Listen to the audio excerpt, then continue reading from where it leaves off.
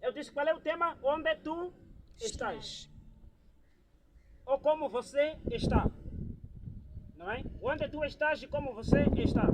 Está com quem? Com Deus. Amém.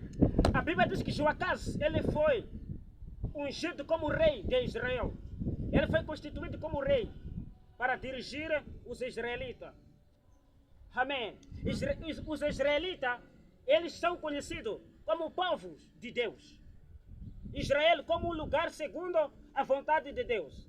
Então, isso quer dizer que Joacás, ele teve o privilégio de dirigir o povo de Deus. Foi um rei que teve a oportunidade de ensinar o povo de Deus. A Bíblia diz que ele conseguiu governar, ele governou durante 17 anos, porque ele conseguiu governar durante esses todos os anos. É porque ele andava segundo a vontade de Deus. Ele seguia o processo espiritual, o processo da palavra. Ele vivia segundo a palavra de Deus. Ele não fazia nada sem consultar a Deus. Amém. Então você como cristão é chamado a andar segundo a vontade de Deus. Você não pode fazer nada sem consultar a Deus.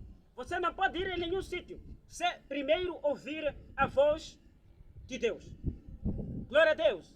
Então, Deus, Ele nos trouxe aqui na terra para fazermos a sua vontade. Ele nos trouxe aqui na terra para vivermos no lugar segundo a sua vontade. Ele nos trouxe aqui na terra para fazermos aquilo que Ele quer com que nós possamos já fazer. Amém. Então você como cristão não pode fazer aquilo que a sua carne quer com que você possa fazer. Você precisa andar de acordo com a palavra de Deus, assim como a palavra diz no livro de Salmos, capítulo 40, versículo 7, que tudo sobre mim está escrito neste rolo. Amém. Se nós quiséssemos fazer a nossa própria vontade, nós não poderíamos vir aqui. Nós poderíamos reclamar. Nós teríamos nos defendido de que a igreja, entre aspas, está fechada, mas nós não vamos adorar a Deus. Amém? Amém.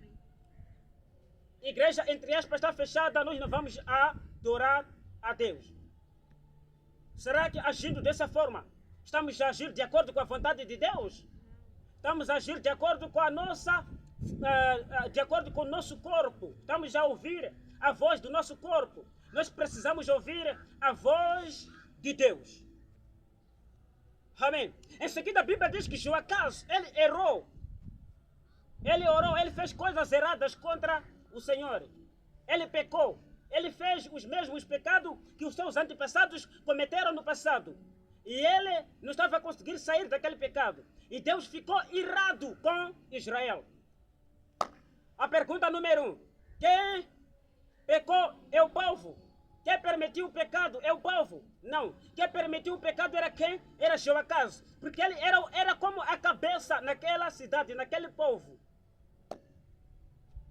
Quando Joacás ele entrou no poder, ele derrubou todos os falsos deuses. Todas as coisas que simbolizavam a idolatria, tudo ele quebrou. Ele simplesmente permitia com que as pessoas fizessem as coisas de acordo com o único Deus, o Deus que criou o céu, a terra e de tudo que nela existe. Mas em seguida, a Bíblia diz que Joacás ele orou contra o Senhor e o Senhor ficou irado com Israel. Em seguida, a Bíblia diz que o Senhor permitiu com que os sírios vencessem Israel muitas e muitas vezes. Amém. A Bíblia quer dizer que sempre que os israelitas iam à batalha, eles saíam vitoriosos. Eles saíam vitoriosos por quê? Porque Deus estava com eles. Deus era com eles. Irmão, irmã, quando Deus não é contigo, impossivelmente você vai vencer. Se Deus não é contigo, você nunca vai vencer. Se Deus não é contigo, você nunca vai conseguir aquilo que você almeja, aquilo que você pretende. Amém. No livro de Deuteronômio, capítulo 1, versículo 42, a Bíblia diz assim: não vá à batalha, porque eu não estou convosco. Se você for, eu não irei vos dar o quê? A vitória. Você não pode ir em nenhum lugar se Deus não está contigo. Se você vai numa certa luta, se Deus não é contigo, vai ser impossível você sair vitorioso. Então, antes de fazer uma coisa, primeiro você precisa o quê? Examinar a sua posição, examinar a sua direção, se de facto você está em Deus ou não. A Bíblia diz que Joacás, ele fez uma reflexão espiritual e ele chegou à conclusão de que ele era a própria brecha, era a brecha para os israelitas. Ele era a porta que permitiu com que o problema entrasse em Israel. A Bíblia diz que Joacás, ele fez uma oração do arrependimento, pedindo o socorro de Deus. Irmão, às vezes não é o demônio nenhum, não é a feiticeira nenhum, não é o espírito de família nenhum que está a te atacar. Às vezes é você mesmo que está a abrir a porta para o inimigo entrar. Então nós devemos examinar bem as nossas práticas. Então se você caiu, você precisa fazer a oração do arrependimento. No livro de Apocalipse, a Bíblia diz que lembra-te de onde tu caíste. Lembra-te de onde tu caíste. A Bíblia diz que depois de Joacás fazer aquela oração, Deus mandou um líder para livrar Israel. Mandou um líder para livrar, para salvar Israel. Por que Deus mandou um líder para livrar Israel? Porque Joacás, ele reconheceu que ele era a própria brecha. Era a própria brecha. Aquele problema que tinha se levantado contra Israel, aquele problema trazia uma certa informação. A informação de que os israelitas tinham saído da presença de Deus. Eu sempre tenho dito que o vento traz dois tipos de informações. Ou você está em Deus, ou você está longe da presença de Deus. Ou você é pequeno, ou você é grande. O tipo de vento que se levanta na tua vida revela o tipo de grandeza que você carrega. Amém?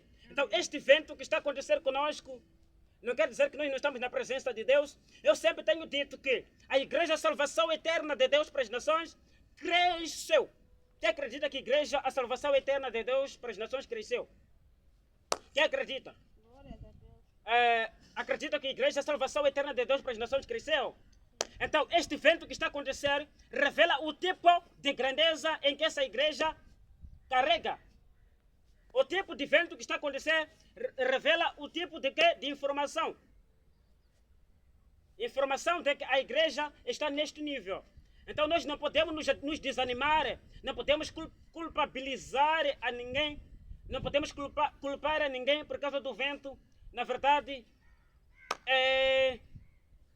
não existe nenhuma igreja que não passa pelo vento. Todas as igrejas que pregam a verdade passam pelos ventos. Quando vamos no livro de Lucas, capítulo 8, versículo 22, a Bíblia diz que o Senhor Jesus disse para os seus discípulos que vamos para a outra banda. Quando ele estava a ir para a outra banda, a Bíblia diz que o vento se levantou.